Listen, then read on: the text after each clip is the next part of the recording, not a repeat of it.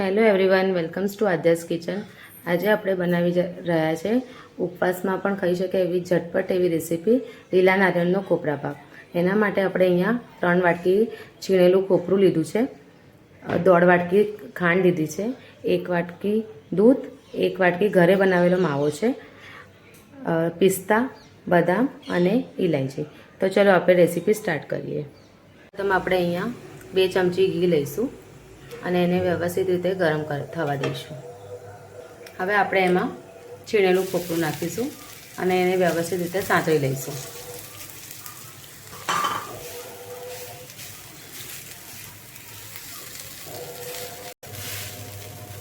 આને આપણે વધારે નથી શેકાવા દેવાનું, જ્યાં સુધી મોઇશ્ચર નીકળી રહે ત્યાં સુધી આપણે એને શેકી લઈશું.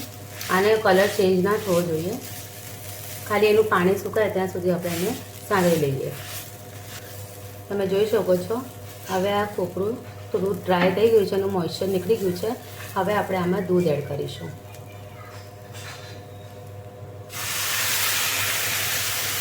અને હવે આને પણ હવે વ્યવસ્થિત રીતે સાંતળી દઈશું. હવે આપણે આમાં ખાંડ એડ કરીએ. હવે ખાંડ ઓગળે ત્યાં સુધી આપણે એને હલાવતા રહીશું. હવે ખાંડનું પાણી છૂટવા લાગ્યું છે. હવે આ પાણી સુકાય ત્યાં સુધી આપણે એને હલાવતા રહીશું. હવે આપણે આમાં માવો એડ કરીશું અને એને પણ વ્યવસ્થિત રીતે સાંતળી લઈશું. આપણે હવે થોડો આમાં ફૂડ કલર નાખીશું. આ ઓપ્શનલ છે, તમને નાખવો તો નાખી શકો છો. હવે આપણે કોપરા પાક ઠંડુ થઈ ગયું છે. હવે એને આપણે પીસ કરીને જોઈશું. જોઈ શકો છો તમે, એકદમ ઇઝીલી પીસ નીકળી રહ્યા છે. આ રીતે